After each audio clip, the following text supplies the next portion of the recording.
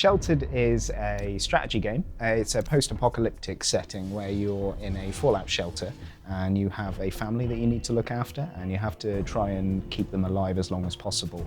You have to scavenge for food and water and other items. You'll need to fix systems, craft new objects for them to use, and keep yourselves going as long as you can. It released into early access a couple of months ago, so we're still in full production phase, and we're continuing to add new content and new features. It was important to us that we had a game that was really playable from the outset, so that we could get proper feedback from people and really get the community to help us shape the game. So this update has got quite a lot to it. It's our first major update since we've released the game into early access. One of the biggest issues that the game was having was that the combat system was very flawed. Combat is something that we wanted to really kind of update since launch, and it's the thing we've probably got more feedback about than anything else at this stage. We have overhauled it completely. The UI has been brought in line with the rest of the game, so instead of having this bar across the bottom of the screen, it's now on a context menu, the same as we have in the shelter when you're interacting with objects. We now have disarm, so they can disarm enemies when they're equipped.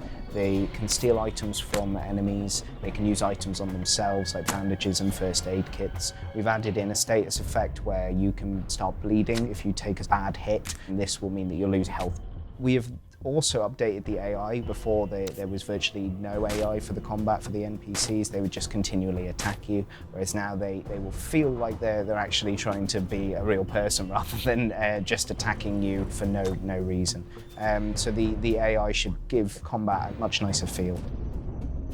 We also have added quests and scenarios which allow the world outside of the shelter to come to life a bit more, and for you to feel that things are going on outside of the shelter without you, basically. So the world is alive. Expose the reason the family are living in the shelter, why they've retreated down into the shelter, and why the shelter gives them the security and the protection they need to stay alive. Quests are encounters that you have that have a specific little story to them. You may come across people that are in trouble and they need a little bit of help from you.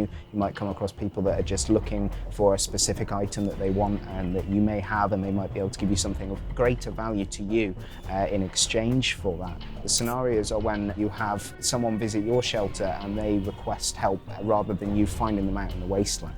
Scenarios can happen over a longer period as well, so you might have someone visit your shelter and ask you to go and help them deal with some person that's just robbed them or something, and you go and help them, but then that might continue on to another quest, and there's like another side of the story that you don't know about.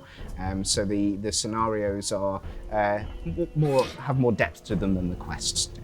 When we first started development, we knew we wanted a system like it, and the game's original inspiration was from the Twilight Zone episode, where some neighbours end up fighting each other to try and get into this shelter, and it sort of breaks down into very primal responses from the families. And that story is kind of how we want those situations to come about in the game. So that's what the quests and scenarios have been for, really, is to invoke those situations. Because our game doesn't have any set storylines or set lore to it, we're able to be quite free with how we do the stories and the scenarios. It allows for extra imagination, I think. We've decided to remove the fog of war.